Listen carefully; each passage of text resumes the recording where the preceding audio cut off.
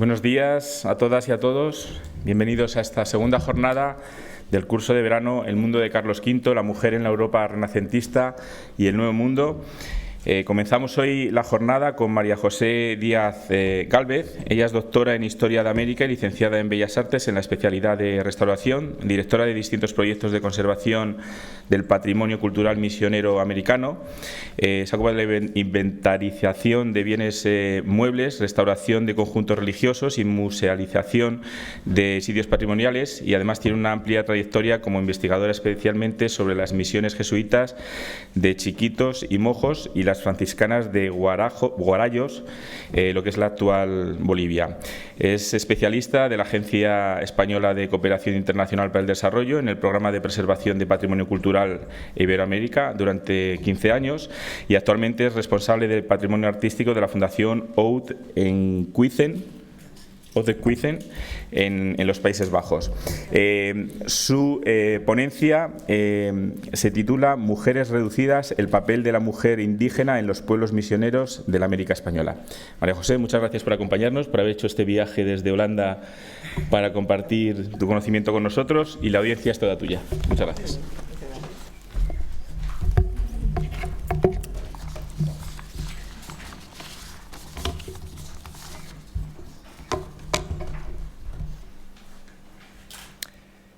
No sé si tengo que empezar.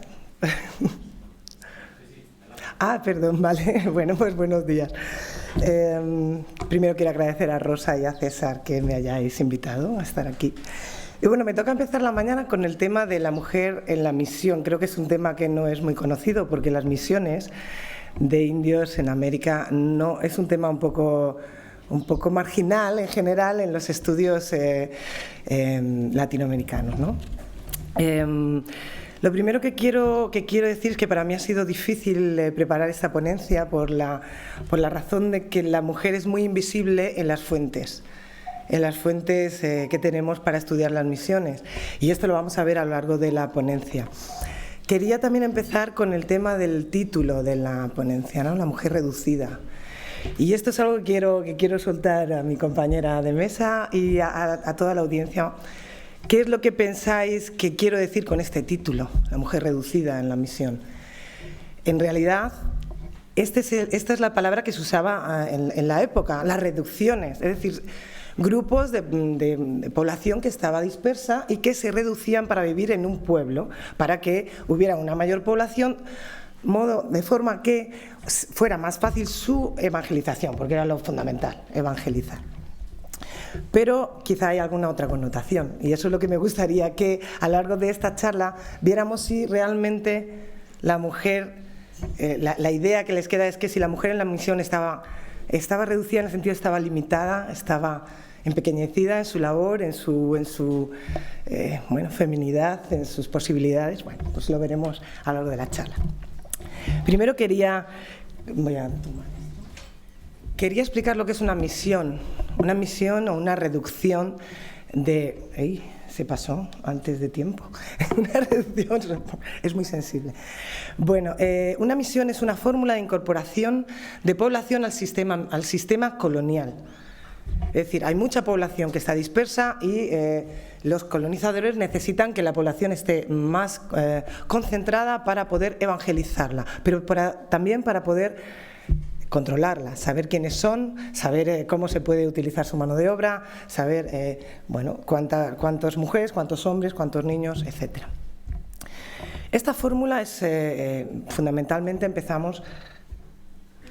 Los pueblos pueden ser pueblos muy grandes, desde miles de personas. Pueblos guaraníes tenían 4 o 5 mil habitantes cada uno, o pueden ser pequeñas aldeas. Es decir, el tamaño, pasamos de unas decenas de personas a unos miles de personas. Esto es Ascensión de Guarayos, esto es Macharetí, en las misiones franciscanas del Chaco. Estos son miles de personas, pero también pueden ser esto, es decir, una aldea realmente pequeñita que está congregando además pues a población que estaba muy dispersa, pero tampoco es que hubiera mucha población que congregar aquí porque el pueblo es pequeñito. Bien, características de las misiones es que los indígenas están reducidos en su territorio, no se desplazan. Además, hay un aislamiento por ley, es decir, los indígenas no pueden convivir con españoles, ni con mestizos, ni con negros, ni con otras personas que no sean de, bueno, no solamente de su parcialidad, pero por lo menos del territorio. El sacerdote es la máxima autoridad. Aquí no hay un encomendero, aquí no hay un auditor, un oidor de la audiencia. El sacerdote es la máxima autoridad, así en lo temporal como en lo espiritual. Los caciques son respetados, esto también pasa en las doctrinas. No, esto no son doctrinas, son misiones y hay diferencias importantes.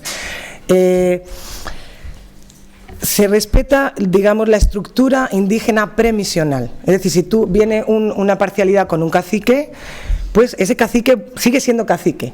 Y eso también pasa en las doctrinas y les funciona muy bien a los españoles para convencer a los indígenas de su incorporación. Como hemos dicho antes, no hay encomenderos, no hay mita. Esto es obviamente fundamental para convencer también a los indígenas a que se avengan a vivir a los pueblos.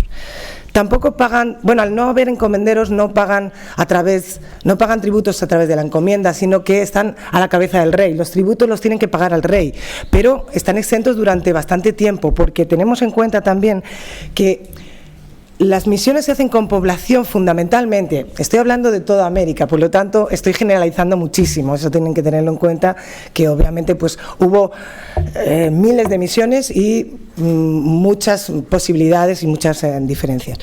Pero normalmente se hacía con población que no había estado bajo grandes civilizaciones como los aztecas, los mayas, los incas. Entonces ellos no tenían la conciencia de algo supra, de un poder que estaba por encima de lo que era el poder de su entorno.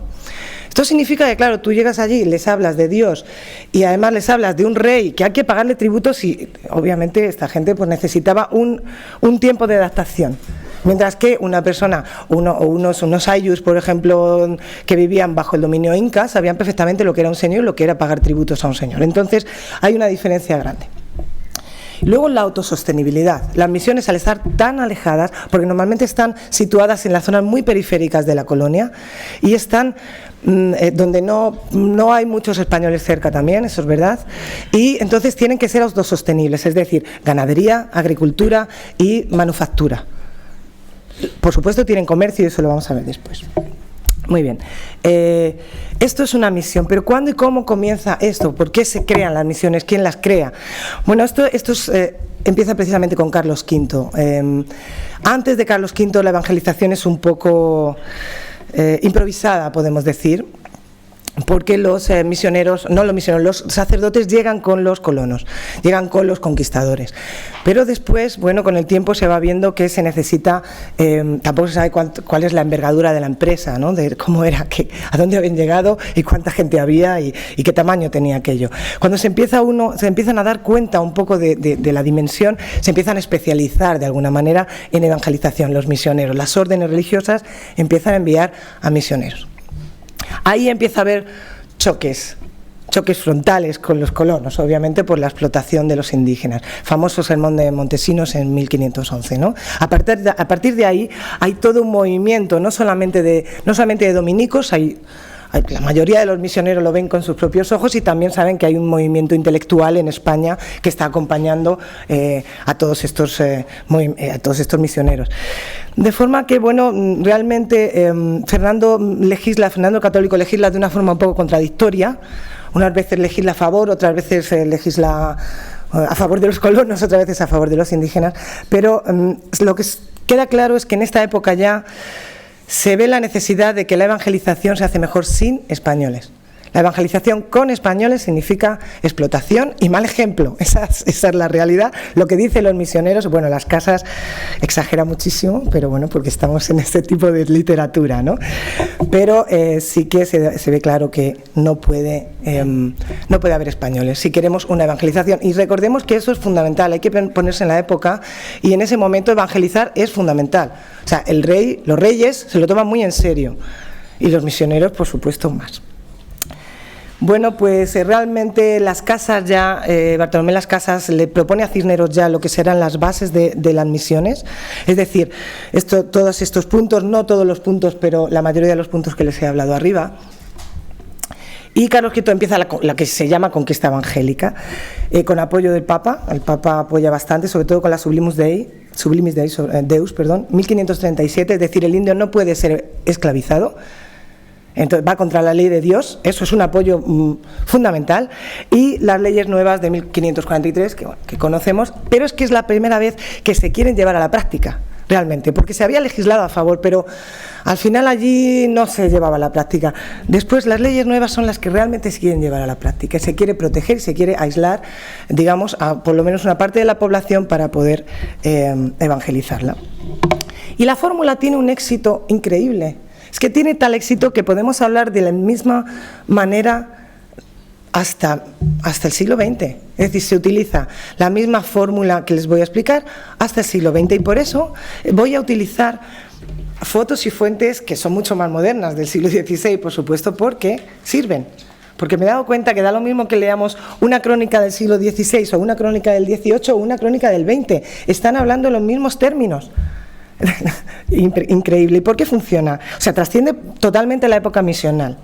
Funciona porque la misión le propone soluciones a los indígenas, soluciones a sus problemas. ¿Cuáles son los problemas de los indígenas, sobre todo en las zonas selváticas, en las zonas desérticas? Pues el hambre. Es que no sé, es que decir, había algunas parcialidades que estaban muy bien adaptadas al lado de ríos, pescaban mucho, y otras que pasaban un hambre terrible. Entonces, el misionero, o sea, meterse en una misión significa voy a tener ganadería y agricultura y van a comer. Y eso fue fundamental. Ni que decir, tienen la herramienta de hierro.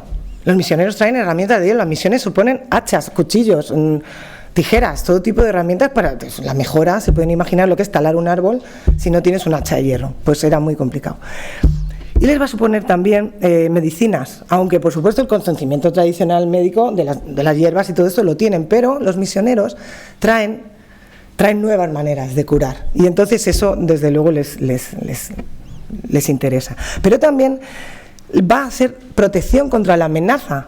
¿Qué amenazas tienen estas poblaciones? Las guerras entre ellos, que a veces se ve de una manera muy romántica, que bueno, guerreaban y se robaban las mujeres de unos a otros. No, se mataban, y eso no le gusta a nadie. Había tribus más poderosas que otras y otras andaban huyendo. Entonces, la misión supone protección, pero protección sobre todo contra el blanco, contra la esclavitud, contra la persecución de los bandeirantes, de los colonos, de los encomenderos y de todo. Y hoy día también, y en el siglo XX también, y en el XXI también. Los madereros, los cocaleros, o sea, existe todavía, solo tienen que buscar en internet y van a ver realmente cómo todavía, hoy ya no hay misioneros, pero hay antropólogos. Y hoy ya no es una prioridad sacarles de allí, salen ellos. Pero sigue funcionando la fórmula, no sobre la religión, pero sigue funcionando, y sigue funcionando porque siguen teniendo los mismos problemas, ellos no han cambiado tanto. Entonces las fuentes sirven para todas las épocas. Por eso esta misión que están viendo aquí es la misión de Salvatierra. Se funda en 1926 y se seculariza en 1943. Que se secularice, yo he estado allí, y no significa que haya cambiado en lo más mínimo, sigue exactamente igual. Solo que ya el cura no es el que manda en todos los ámbitos de la existencia. Y bueno, ¿quiénes escriben las crónicas? ¿Qué fuentes tenemos? Pues tenemos misioneros fundamentalmente, tenemos conquistadores que pasaban por allí, tenemos gobernadores, tenemos prelados que van a hacer visitas pastorales. Todos son hombres y todos tienen, por supuesto, su forma de ver la vida desde su época, es decir, son hombres frente a las mujeres, es decir, esto es América, ¿no? La visión de América, este es un grabado del siglo XVI, este es el hombre que llega frente a la mujer, el hombre vestido con las mejores galas frente a la desnudez, el hombre que tiene pues un conocimiento tecnológico espectacular frente a la mujer que tiene una macana al lado de, vamos a ver si esto, ¿cómo se hace esto? No me funciona bien, tiene una macana.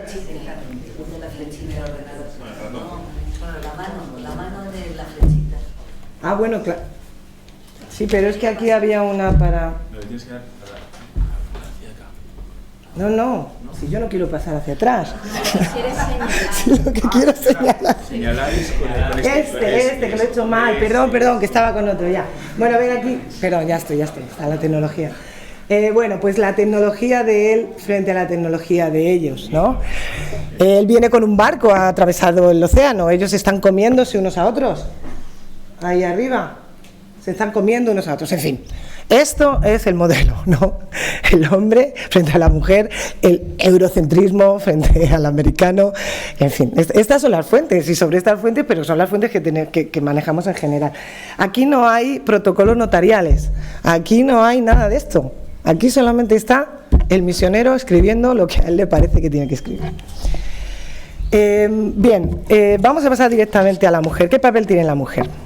A ver cómo voy. Bien. Bueno, en principio la mujer no tiene ningún papel de liderazgo general en la misión, lo tienen los hombres, porque hemos dicho que se respeta el cacicazgo y es que la realidad es la que es que en las parcialidades premisionales, en las sociedades premisionales la del liderazgo la tenían, según las crónicas, lo tenían los hombres. Y cuando uno ve grabados de la época y demás, siempre se ven hombres indígenas negociando con hombres blancos. Por lo tanto, la mujer va a tener, sería impensable pensar que la misión va a tener un papel más protagonista de lo que hay fuera de la misión, incluso antes en su propia cultura. Entonces, aunque sí hubo excepciones de tribus donde habría matriarcados, pero eran realmente excepciones respecto a lo que yo he podido leer, por lo menos. La base, lo que tenemos es, ¿cómo funciona el sistema en una misión? ¿Cuál es la pirámide de poder? Arriba del todo está el misionero, fíjese que esto es una foto de los años 20, en la Chiquitanía. Seguimos igual, exactamente, es que no cambia nada. Esto lo podíamos haber visto en 1570, en México, ¿de acuerdo? Y lo estamos viendo en 1920 en San José de Chiquitos, en Bolivia. Bueno, pero sirve porque el sistema no cambia. Bien, la pirámide es el misionero, está en la cúspide, misionero o misioneros en la cúspide de la pirámide. Luego está el cabildo, se toman fórmulas españolas para nombrarlos, el cabildo indígena, que son los antiguos caciques. Cada uno de esos hombres es un representante de su etnia en la misión, es el jefe de su etnia. Pero es que después de estos señores están sus mujeres. El siguiente escalón son las mujeres de estos señores, y ahí empieza el poder de la mujer en la misión. Después de las mujeres y los hijos de los caciques vienen los otros hombres y sus mujeres y sus hijos. Esta es la pirámide de poder de una misión. Por lo tanto, ya empezamos a ver a la mujer en alguna parte, aunque no va a salir en las fotos, de luego va a salir poco, pero alguna saldrá. ¿Y esto por qué? Esto porque estamos en la base del matrimonio. El matrimonio es la base de la sociedad colonial, la base de la sociedad misionera, desde luego. El matrimonio es donde hay libertad. Ahí es el único sitio donde hay una igualdad absoluta. La mujer elige si se quiere casar con este señor o no se quiere casar. Y tenemos, por ejemplo, no se ve nada, ¿verdad? Bien, yo quería ampliar esto, pero en viudo de un cacique ya cristiano, tratamos de casarle y dando él el sí a una mujer, ella no quiso. Publicóse el caso y él, afrentado y corrido, dejó sus vasallos, sus casas, su tierra y perpetuamente desterró por las... O sea, no se casó con un cacique, la señora. No, esto te dice, esto es una crónica de un misionero, diciendo que la señora no quiso casarse con un cacique, con lo que suponía ser mujer de un cacique en una misión. Suponía estar en el top del poder. Bueno, es curioso, es decir, hasta ese punto había una libertad de elección, entonces, bueno. Sin embargo, lo fundamental fue abolir la poliginia, obviamente, que era la mayoría. Había algunos casos de poliandria, pero eran muy concretos. En los papeles que les he dado hay una cita. Pero lo normal era abolir, un hombre tenía varias mujeres, un cacique tenía varias mujeres. Para empezar la misión eso tenía que terminar. ¿Qué pasó con aquellas mujeres que fueron... que no fueron elegidas, porque normal elegía al cacique, eso es el colmo ya, elegía a él, decía, me quedo con esta y esta ya no las quiero. Y esas mujeres, hay algunas fuentes que dicen, también a veces le obligaban a quedarse con la primera, era un poco difícil saber quién había sido la primera, pero quedarse con la primera. ¿Qué pasaba con esas mujeres repudiadas? Que habían sido las mujeres de los caciques y ya no eran nada. Pues una de las crónicas dice, aquí tienes, ¿no?, al jesuita o al misionero, no, es franciscano en este caso, dice, aquí tienes a las 4 mujeres, me he quedado con la más joven y te doy las otras 4 para que las cases. Alegría, ¿no? Entonces esas mujeres no lo debieron de pasar tan bien como la que se quedó con él, ¿no? Y ahí sí que efectivamente la mujer sale perdiendo, ¿no? La que se queda de cacica, estupendo, pero las demás. Y otra cosa que posiblemente pierde la mujer es el control, posiblemente no, seguro, el control de la sexualidad y de la reproducción. Porque había muchos casos de infanticidio y sobre todo de separación de parejas. Hay muchas crónicas de misioneros que las parejas, antes de las misiones se dejan unos a otros, ahora me voy con este, ahora con el otro, en fin, un cacique tiene 4 mujeres, pero luego la mujer se va con otro y no pasaba nada, o por lo menos hay mucha variedad, ¿no?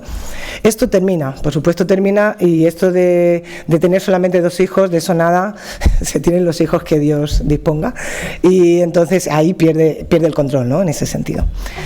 Pero, sin embargo, hemos visto que adquiere privilegios. Y vamos a pasar a lo que es una ilustración muy bonita. Este es mercado, este es siglo XIX, la mayoría de las cosas que traigo, porque es donde más se visualizan, ¿no? Pues como pueden ver es el juez, es decir, un juez es un cacique, ¿de acuerdo? El juez y su mujer.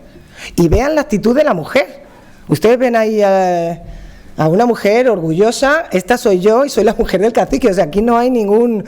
Pero lo curioso es que está representada, es decir, está representando, vamos a ver, estoy representando al juez, a los hombres cómo se visten cuando van de trabajo, cómo se visten cuando van de viaje, y la mujer del cacique. Eso es, aquí te estoy representando la misión. A mí me parece que esta mujer tiene mucho que decir aquí en este cuadro, ¿no?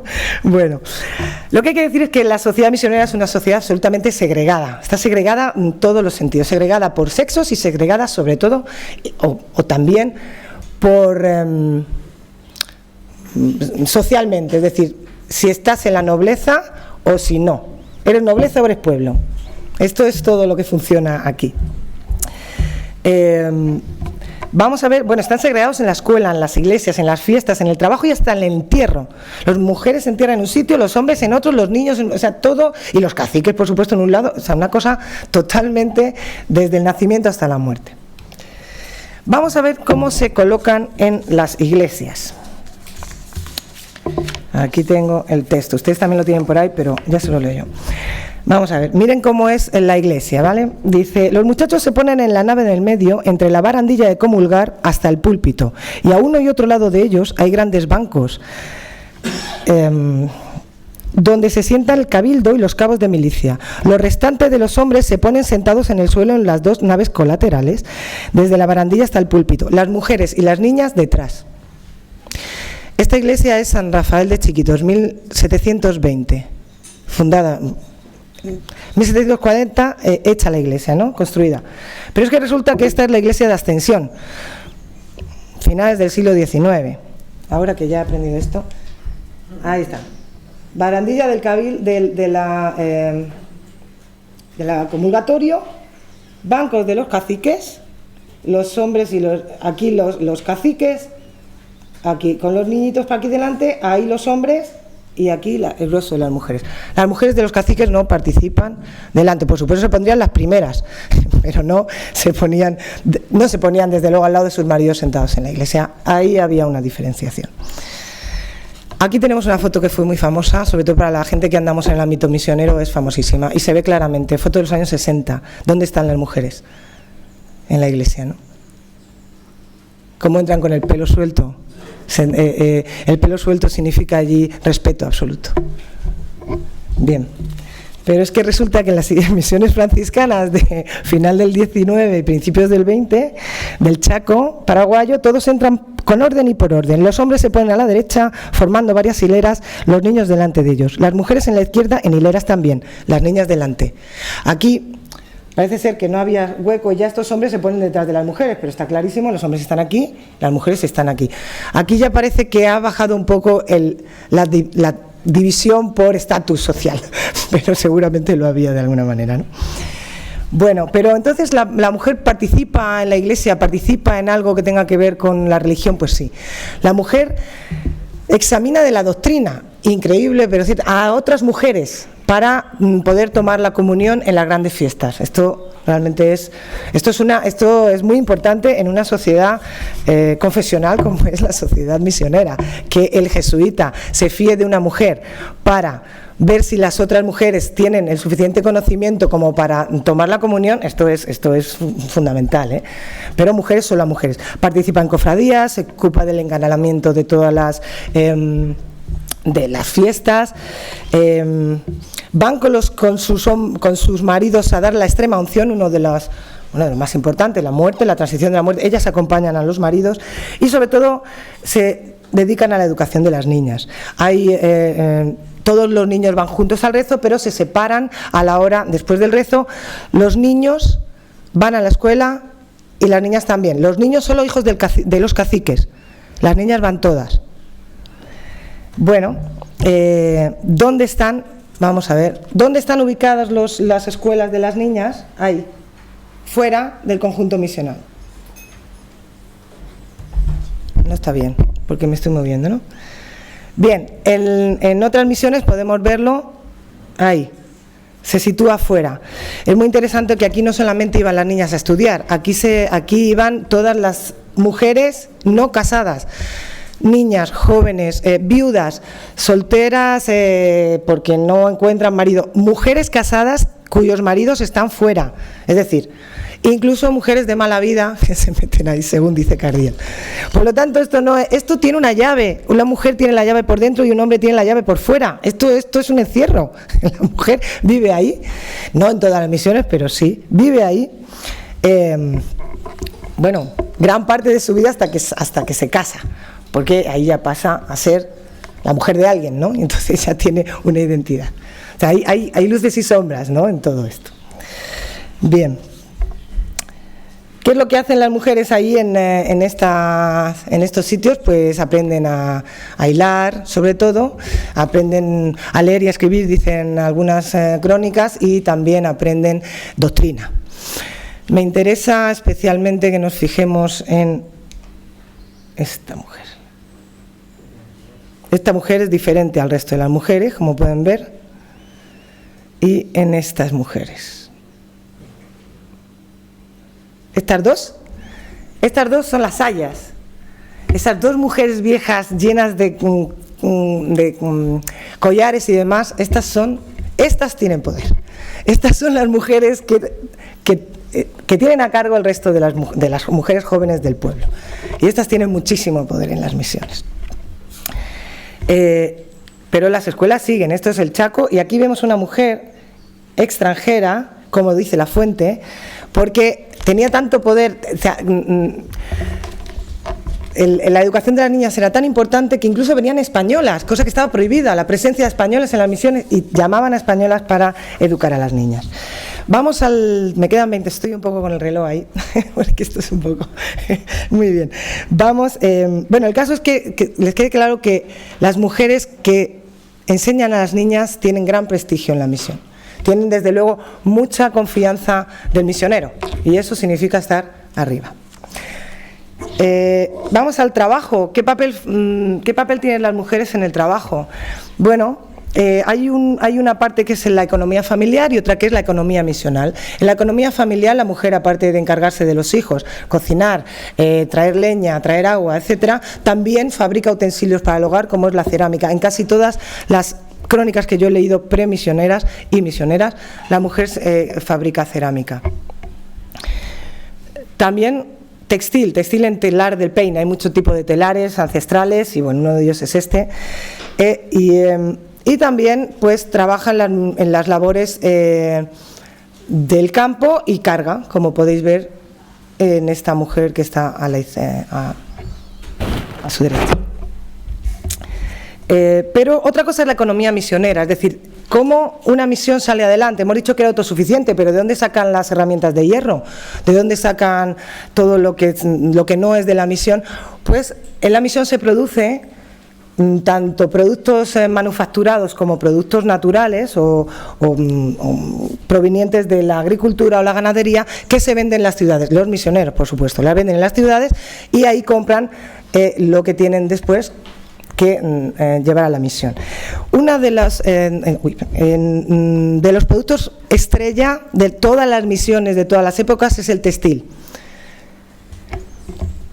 El textil sirve tanto de forma interna, bueno, aquí vemos, de forma interna sirve para vestir, a vestir a la gente, ¿no? Es muy importante el vestido en las misiones. Lo que no era vestido era la desnudez, era la barbarie, era la no creencia, no estabas misionado, no creías en Dios, entonces estabas desnudo. Entonces todo el mundo tenía que ser vestido y, bueno, pues es una de las actividades principales. Aquí vemos que también a la moda, tampoco es que tenían que ir todos iguales, y vemos aquí diferentes etnias con sus diferentes formas de vestir. Y también en otras misiones de otros lugares, pues veis que la mujer va siempre bastante recatada hasta el cuello, hasta los pies, hasta el cuello, y la manga a veces libre, pero lo suyo es del cuello hasta los pies. Pero ¿qué pasa con el textil de exportación? ¿Qué papel tiene la mujer a la hora de colaborar? ¿O cuál es su papel? O sea, ¿qué porcentaje tiene en la productividad de la misión? Bueno, pues el hilado que hacían las mujeres antes de la misión se vuelve obligatorio y organizado. Toda mujer tiene que hilar en una misión. Esto es, y uno dice, bueno, las crónicas dicen, no, todas las mujeres casadas usan, no sé, 2 libras al año, 2 libras, ¿no? Las crónicas nos dicen que no hilan solo las mujeres casadas. Volvemos a esta, es que me encanta, realmente dice mucho.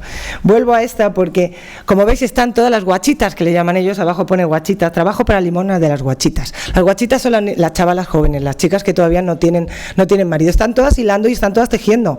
Es decir, hilan también para la misión las jóvenes, pero es que hilan, y no solamente hilan, es que cosechan, es que tiñen, es que hacen paños de mano también para vender. Por lo tanto, los jesuitas y otros misioneros nos dicen, no, hilan un poquito, no hilan un poquito, hilan mucho, hilan todas, hilan constantemente. ¿Por qué? Porque no se puede tejer si no se hila. Y ahí tenemos, hoy día se sigue hilando, las mujeres siguen hilando. Esto es una foto reciente. Las mujeres siguen hilando en estos pueblos, los pueblos siguen vivos, muchos pueblos misioneros, sobre todo en Bolivia, siguen vivos y aislados, y la gente sigue viviendo. Ya no es el cura el dueño del pueblo, por supuesto, pero mucha de la cultura se mantiene. El tejido se hace en telar de peine, los hombres trabajan el telar de peine, es decir, los hombres tejen, las mujeres hilan, pero resulta que, según las crónicas también, después de algunos gobernadores, es el hilado lo que marca la calidad del textil. Y si el textil, no el tejido, sino el hilado, si el hilado es fino, el textil es fino, vale más dinero. Por lo tanto, son las mujeres las que determinan si el textil es mejor o peor, es decir, si es más caro o más barato en las plazas donde se vende en las sociedades coloniales. Entonces estamos hablando de que recolectan, hilan, tiñen, resulta que hacen bastantes cosas, ¿no? Y hoy también trabajan en telar de peine las mujeres chiquitanas. Ha pasado incluso un trabajo que era de hombres, hoy es un trabajo que también las mujeres hacen, pero ya hacen para sí. Hacen mantas, hacen hamacas y demás. Pero no solo eso, es que las mujeres en Mojos, por ejemplo, trabajan tostando el cacao. El cacao es el segundo producto, primero el textil, segundo el cacao. Resulta que los hombres cosechan el cacao y las mujeres lo tuestan, hasta el punto de que Rivera, que es un gobernador final del siglo XVIII, dice, hay que pagarles lo mismo a las mujeres. Lo mismo, es la primera vez que vemos igualdad de género en la misión en un dirigente. Hay que pagarles lo mismo porque el trabajo es muy duro. O sea que resulta que en Mojos, que vive del textil y del cacao, en el textil las mujeres aportan la calidad del tejido, y en el cacao la mitad del trabajo. Por lo tanto, están aportando mucho más de lo que imaginamos las mujeres a la supervivencia económica de las misiones. Y además también construyen casas y hacen muchas cosas. ¿Cuántas cosas más harán que no sabemos? Porque encontrar esto en las fuentes es muy complicado. El trabajo no es gratis. Podemos pensar que están en la misión y que es obligatorio, y como es obligatorio hay que hacerlo. No, pero se paga. ¿Y cómo se paga? Pues se paga con el producto local. Las mujeres exigen, tienen un texto ahí en las mujeres incluso exigen su pago. No puedes decir, no, es que no tenemos, no. Ellas exigen. ¿Y con qué se paga? Se paga con producto local, con textil, se paga con carne, con sal, con miel, esos son productos locales, pero sobre todo se paga con producto importado. Ayer decía Gloria, es que uno tiene, claro, un abanico que viene de lejísimos y obviamente tengo poder. Pues es que si tú tienes un collar de chaquiras azules que viene importado, cristal azul que no existe, y tienes 200 de esos, te puedes imaginar el poder que eso supone hacia los demás. Es decir, es prestigio. O sea, les pagan con objetos, con hachas, con cuchillos, con tijeras, con cosas cotidianas que te hacen mejor la vida, pero también cosas que te dan prestigio. Podemos ver a esta mujer que no creo que sea de la baja sociedad. Es una mujer canichana, y podéis ver cómo va vestida y cómo está ataviada. Luego la vamos a ver más de cerca. Podéis ver los collares que lleva, porque a la mujer se le paga sobre todo con collares. Esto es una india moja con su hija, y la hija está llena. Pero mirad a la niña, no sé si lo apreciáis, ¿no? ¿Y esto qué es? Pues esto se paga, y es que se conservan. Aquí en los inventarios que hicimos en las misiones de chiquitos aparecieron estas cosas. Vean cómo son, porque ahora voy a aumentar las otras fotos y vamos a ver lo que llevan puesto en el cuello. Medallas, medallones, chaquiras azules, cruces de plata. Mira a esta mujer, mira lo que lleva ahí. O sea, esta señora es de la alta sociedad indígena, pero del top del top. Esta es la mujer del cacique general del pueblo, posiblemente, y te lo deja ver muy claro con lo que lleva. Porque además la mujer no solamente cobra por su trabajo, es que cobra por su marido. Es que cuando hay reparto general, los caciques reciben más que los demás, y su mujer también. Pero es que además la mujer cobra por lo que hace su marido. Por ejemplo, dice, pues, si los indígenas, cuando quieren que los indígenas se calcen, porque no se calzan, y dice, si un indio se pone zapatos, le das una chupa de granilla, y a su mujer algo equivalente. O sea que la mujer cobra por lo suyo en los repartos generales y por lo que hace el marido. Por lo tanto, la mujer está recibiendo constantemente, y la mujer del cacique recibe mucho más. Y cuanto más tengas, pues más poder tienes. Ahí tienen a la otra con la niña, llena de collares. Pero esto que es un dibujo, puede decir, bueno, está exagerado. Pues esta es una foto real. Esta es una foto real de las misiones de Guarayos. Podéis ver a estas mujeres que no pueden caminar, yo creo, no se pueden mover, con la cantidad de collares que lleva la hija, la niña. Es decir, resulta que si te casas con un cacique tienes mucho poder, pero ¿qué pasa con los hijos de los caciques? Los hijos tienen poder porque esos niños van a la escuela. ¿Y por qué van a la escuela? Van a la escuela porque van a ser los dirigentes del mañana, y ellos tienen que saber leer, escribir, relativamente doctrina, y tienen que saber hacerse músicos y de esas cosas. Pero ¿y las niñas? Las hijas de los caciques, pues las hijas de los caciques, no sé porque no lo he visto en las fuentes, pero está claro que se casarían con otro cacique, como pasaba fuera de las misiones, porque una niña que ya tiene este porte, cuando tiene, pues que tendrá 13, 14 años, está claro que luego no va a ser la mujer de un ganadero, bueno, de un ganadero, de un hombre que trabaja con el ganado, ¿no? Bueno, entonces es la clase alta privilegiada y la clase que no sale en las fotos normalmente, como pueden ver, no sale mucho en la foto, ¿no? Y bueno, esto es lo que hicieron, la verdad que he corrido mucho, me va a sobrar, que esto es lo que hicieron, pero ¿qué es lo que no hicieron? Que sepamos, porque les digo que llevo casi 25 años estudiando misiones, y encontrar documentación sobre la mujer me cuesta muchísimo, y por eso utilizo fuentes de todas las épocas. Primero porque si yo me pongo a estudiar solo las misiones de chiquitos, 10 pueblos que hasta el día de hoy están vivos, y hay una inmensa documentación, no puedo hacer esta ponencia con 10 pueblos misioneros. Imaginaos la escasa información que hay sobre mujer. Entonces tengo que recorrerme el continente entero y 4 siglos de historia para buscar qué papel tenían las mujeres en la misión. Porque si ves esta foto te puedes imaginar que esta señora tiene poder, pero ¿por qué lo tiene y de dónde salen esos collares? Pues la información no te la da.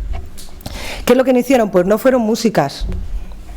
Pero la música no fueron música, no porque no las dejaron, vamos, claramente. La música se entendía que era una de los topes también, porque era música religiosa y la música religiosa no podía estar hecha por mujer. Incluso se considera indecente porque al principio sí que las mujeres cantan. Y bueno, al principio, en los primeros años de las misiones, pues se las deja cantar, se las deja participar, pero poco a poco se las va eliminando. Una mujer en la iglesia engalana la iglesia y todo, pero dentro nunca va a ser monaguilla. Eso es muy moderno, de hecho. Eso ha sido hace pocos años atrás. Nunca ha sido monaguilla, nunca puede ser sacristana, ni mucho menos. Eso no existe. Eso que yo sepa nunca hicieron las mujeres. Nunca hicieron oficios mecánicos o artísticos fuera del hogar, que sepamos. Eso que hacían una cerámica maravillosa, textil, pero los hombres que iban a la producción, carpintería, herrería, tejeduría, eran hombres. Que yo sepa, no he encontrado hasta ahora mujeres. Puede haber excepciones, pero yo no las he encontrado. Armas. Que yo sepa, las mujeres no usan armas. No van a la guerra, no van a cazar.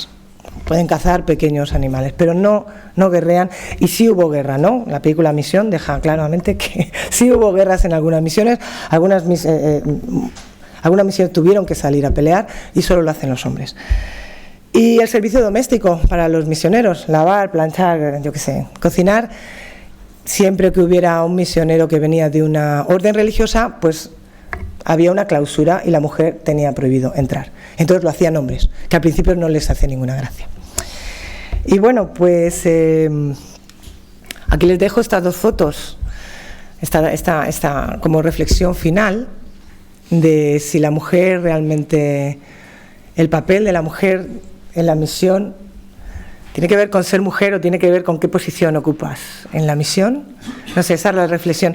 Y entonces retomo lo del principio, de que piensen en la mujer reducida. Si todavía, ¿qué piensan? Si piensan lo mismo cuando vieron la primera vez el título, piensan lo mismo ahora que después. ¿Reducida o no tan reducida? ¿La mujer tanto o no? Muy bien, muchas gracias.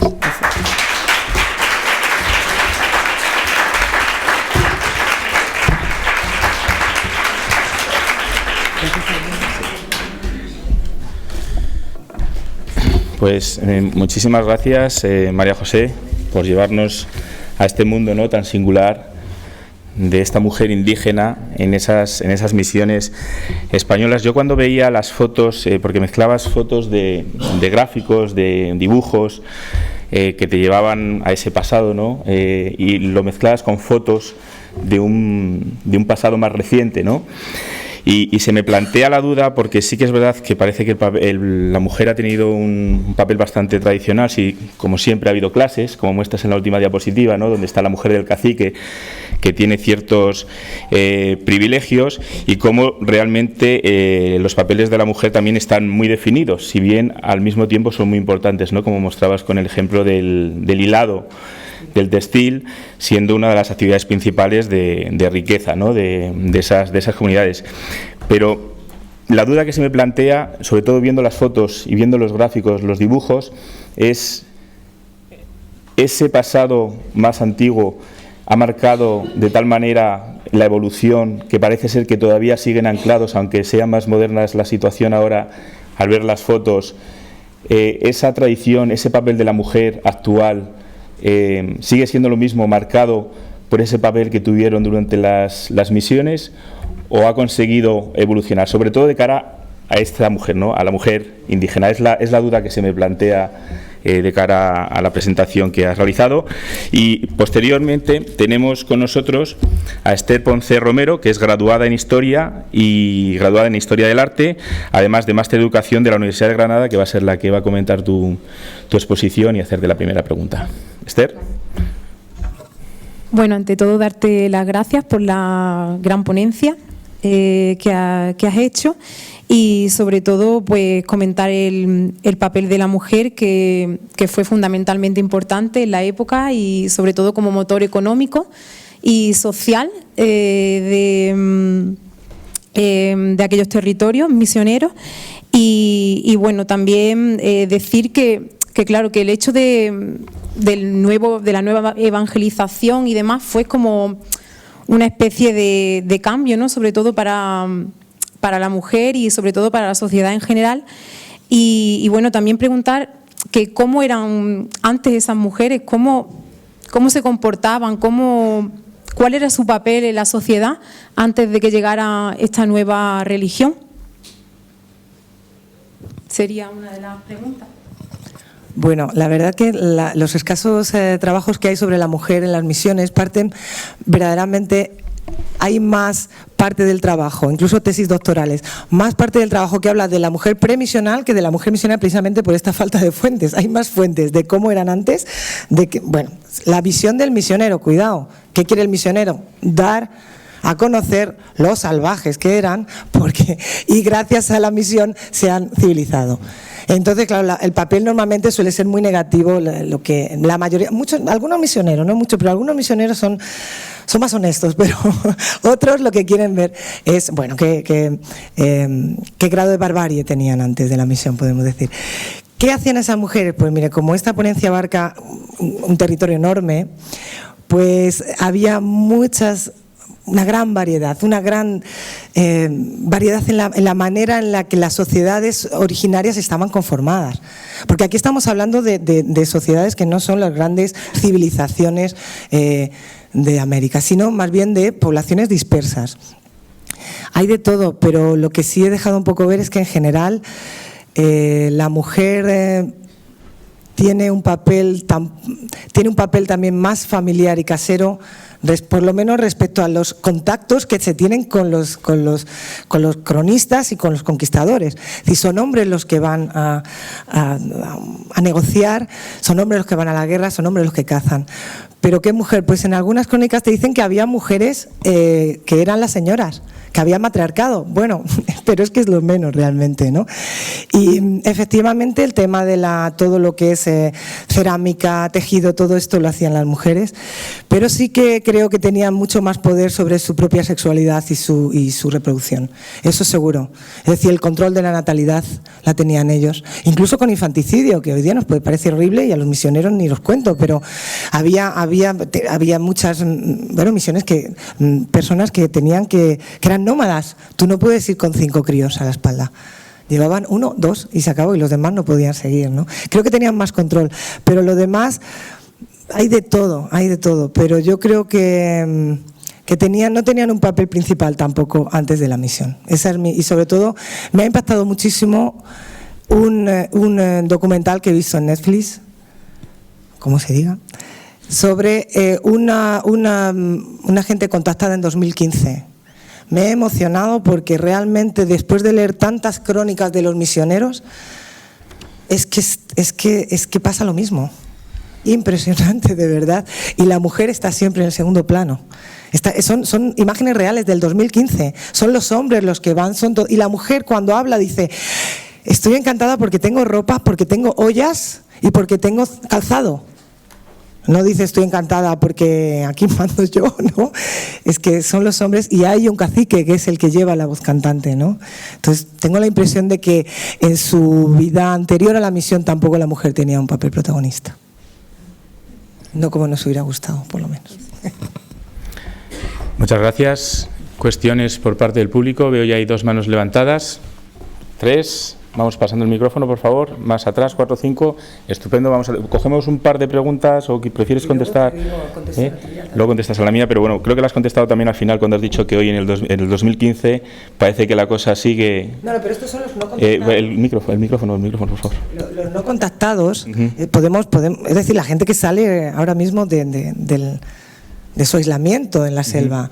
Pero otra cosa es la mujer hoy día en la misión, esa es otra. Pero ya te contesto. Vamos a ver. Hola, buenas. Mi nombre es Jairo Hernández y te quería preguntarte, porque antes mencionaste que ante la carga de trabajo que tenían las mujeres se producía en algunas ocasiones un incremento salarial, y quería preguntarte si era una concesión del cacique o podría estar en parte provocado por algún tipo de presión que ejercieran las mujeres ante esa carga de trabajo que tenían. Pues no es el cacique el que determina, sino el misionero. Sí, es que aquí el que manda es el misionero, a ti también tengamos. El día a día lo hacen los caciques y está claro de todas maneras que hay una negociación. Tampoco podemos decir que se negociaba todo y cuando los indígenas decidían entrar en una misión era porque había habido una negociación que en el caso de Mojos fue larguísima. Fueron años de negociaciones hasta que entraron. Es decir, pero es verdad que porque se determinaba cuánto se podía pagar también por la posibilidad que había, porque el indígena no sabía cuánto costaban las cosas fuera. Él producía una cosa y luego se llevaban a vender a Potosí o a Lima, donde fuera, y luego volvían las cosas, volvían las chaquiras, volvían los cuchillos. Ahora, la oferta, la demanda, los precios, las guerras, todo esto que no sabían, ellos solamente exigían, y sí exigen. Ahí en los textos que les di, Herboso dice, y no vas a dejar de pagar a la mujer porque te lo van a exigir. Claro que exigen. Están acostumbradas a su pago y no se dejan. ¿Se incrementa? Sí, cuanto más producen, más ganas. Esa es un poco el capitalismo también, ¿no? Tú trabajas mucho, yo te pago, pero dame más, ¿no? Sí, profesora. Bueno, buenos días, soy Rosa Perales de la Universidad de Extremadura. Mira, me ha encantado la conferencia, además es tan desconocida esa parte para nosotros, ¿no?, de América del Sur, de todo el tema de lo que son las misiones, ¿no? Yo te quería hacer una pregunta, porque en todo este contexto digamos, de comunidades, siempre existía y siempre hemos ido viendo a lo largo de las crónicas cierta importancia que tiene ciertas mujeres que tienen mucha importancia, las que están vinculadas al tema de la sanación. Es decir, no son exactamente chamanes, pero suelen ser también curanderas. Es decir, ¿qué papel, por ejemplo, hay algún tipo de papel identificativo en estas comunidades que le da cierto poder dentro de la comunidad y prestigio de mujeres sanadoras, que sería un poco el término que se podría utilizar? Seguramente, porque bueno, hay tantas misiones, yo puedo hablar las que yo más conozco, pero más bien no, más bien al revés.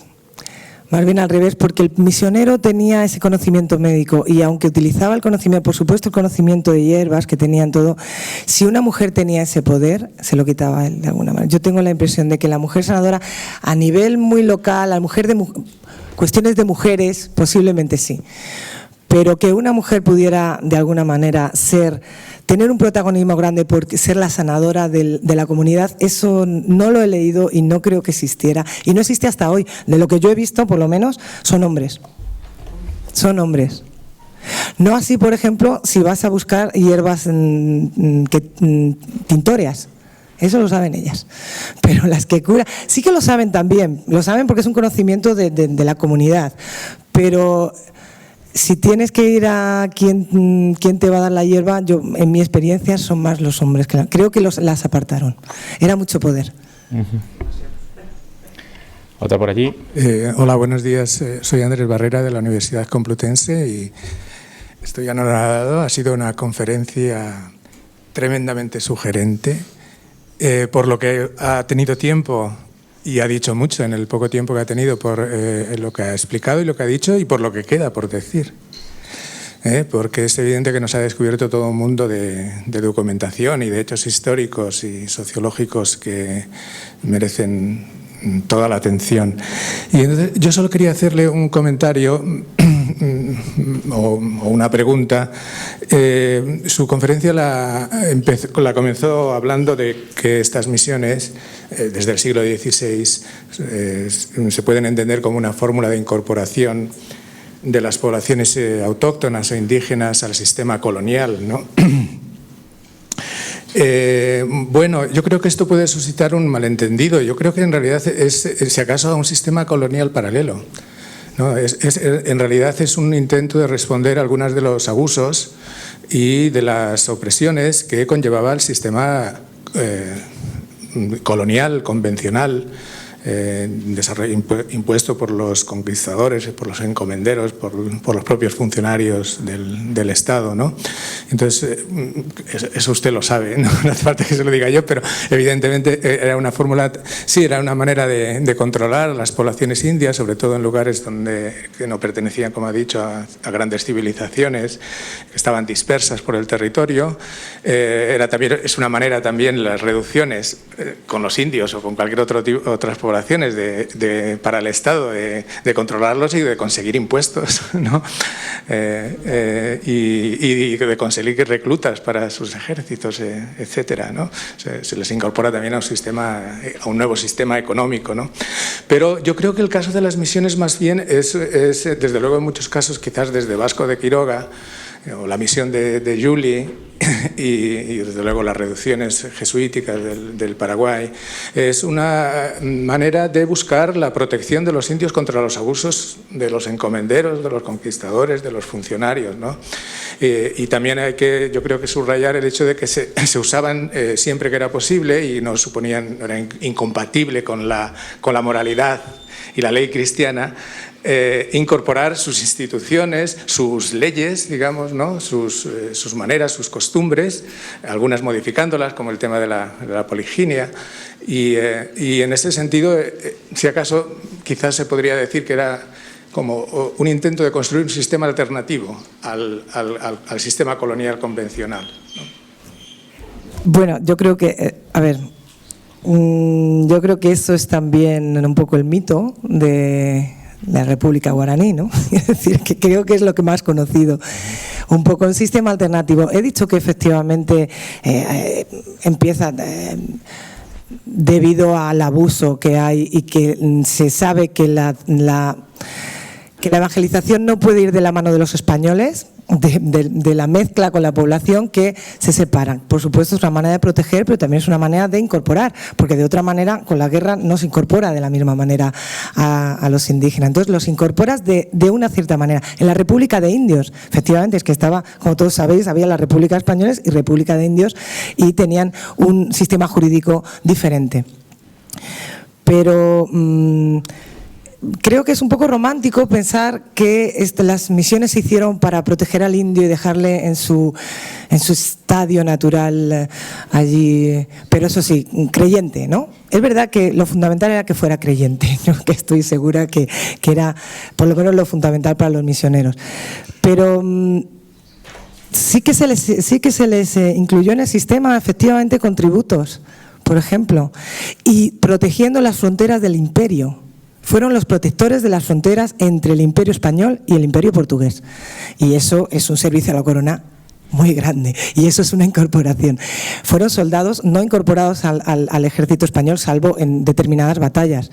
Fueron soldados por sí mismos con sus propios ejércitos, que defendieron la corona española frente a el avance portugués, por ejemplo. Entonces, eso es una incorporación. Efectivamente, no mezclados y protegiendo, de alguna manera, manteniendo su sistema ancestral de poder, pero no todo se modificó en gran parte. Para empezar, con el misionero, que es que eso nunca había existido, porque sí existían, sus propios religiosos. Esos evidentemente fueron los primeros perseguidos y ignorados, ¿no? Muy bien, tenemos otra por allí. Sí. Buenos días, mi nombre es Anthony, soy estudiante de Geografía de la Universidad de Extremadura. Mi pregunta es si las mujeres de los caciques desempeñaban algún papel en la resolución de conflictos dentro de la misión y en caso de que sí, ¿qué tipo de conflictos? Gracias. Pues esa es una gran pregunta que según las fuentes no te puedo responder. Te puedo responder lo que puedo suponer, pero realmente no tengo fuentes porque no he leído nada sobre el tema, pero creo que sí podrían resolver conflictos. Estoy segura que sí podían. Es decir, una persona con la autoridad que tenía sobre el resto de las mujeres, estoy segura que tenía una manera de resolver conflictos. Quizá incluso esas mujeres tan cercanas al misionero, estoy convencida de que podían tener una influencia en su opinión. Y por supuesto, pues si soy la mujer del cacique, que es el que manda, pues seguramente comento con él muchas cosas. Otra cosa es que públicamente no tuvieran un papel no claramente definido, pero yo estoy segura que sí participaban, porque lo he visto hoy y voy a aprovechar y te voy a responder. Ha cambiado mucho, porque ahora hay mujeres cacicas del pueblo. Es decir, ahora existen cabildos con mujeres incorporadas en el pueblo, sobre todo en las nuevas comunidades, no en las ancestrales, las que se crean. Pero ahí te das cuenta, incluso en los pueblos antiguos donde todavía la tradición es muy fuerte y siguen siendo hombres caciques, las mujeres están diciéndoles cosas a los hombres mientras están en la reunión. Y eso es muy interesante, que le están aconsejando, les están diciendo, ¿no? Y yo creo que sí, aunque hoy día tienen mucho más poder las mujeres que antes, ¿eh? Ha cambiado muchísimo, no solamente tejen en telar, también tienen el bastón de mando en algunas comunidades, no todas, cuesta, como en todos lados. Es que es importante saberlo porque cuando mostrabas las dos imágenes, aparte de que una fuese un dibujo y el otro fuese una fotografía, daba la sensación de que era lo mismo, o sea, tomado de manera diferente. Entonces sí que faltaba explicar, a mi entender, esa evolución, ¿no?, que ha habido en el tiempo. Ha habido evolución, pero ha habido una evolución muy cercana ahora en el tiempo. Sí, la evolución ha sido de los últimos 20 años, 30. ¿Había alguna otra cuestión? Sí, aquí adelante, y el profesor Contreras. Hola, buenos días a todos y a todas. Yo soy María del Mar Delgado, estudiante de grado de Historia del Arte de la Universidad de Granada. Y quería preguntarle a la profesora que, bueno, en las pinturas murales, en la decoración de iglesias, de las reducciones de las misiones, ¿cuál fue el papel, si se sabe, cuál fue el papel determinante de la mujer o no? Y en las artes plásticas en general, o sea, ¿qué sabemos de la mujer artista de las misiones y las reducciones? Gracias. Pues no sabemos nada, la verdad. Es decir, es que mira, por ejemplo Mojos, que la conozco profundamente, esas misiones, 21 misiones, una cantidad de información tremenda sobre arte. Siempre hablan de los hombres. Es decir, porque los hombres que eran artistas eran nobles. Es decir, era una manera de alcanzar la nobleza, era también a través de las artes. O al revés, es decir, ya los nobles se dedicaban a las artes. Decía, música, artes eran sinónimo de nobleza. Entonces, si hubo mujeres que se internaron ahí, fueron silenciadas por los misioneros con toda seguridad. Porque también fueron silenciados artistas venidos de fuera. Hemos encontrado, cuando expulsan a los jesuitas, hay un señor que está poniendo un pleito porque le deben no sé cuánto, que su padre hizo los retablos de tal y cual misión, y era un español. Igual que los jesuitas silenciaron ese español diciendo que lo habían hecho todos ellos y sus indios, como decían ellos, silenciaron ese español, podían haber silenciado perfectamente trabajo de mujeres con un talento artístico fantástico, pero no les interesaba porque iba en contra, no solo jesuitas, franciscanos, igual, es decir, el modelo de misión es muy parecido, ¿no? Pero siento decirle que de arte te puedo decir muchas cosas, pero de arte de mujeres muy poquitas. Muchas gracias, profesor Contreras. Tenemos todavía dos... Muy brevemente. Me sugiere tu comunicación dos preguntas simplemente. El misionero ejerce la jurisdicción civil criminal en la comunidad política. ¿Es la jurisdicción de la República de Indios?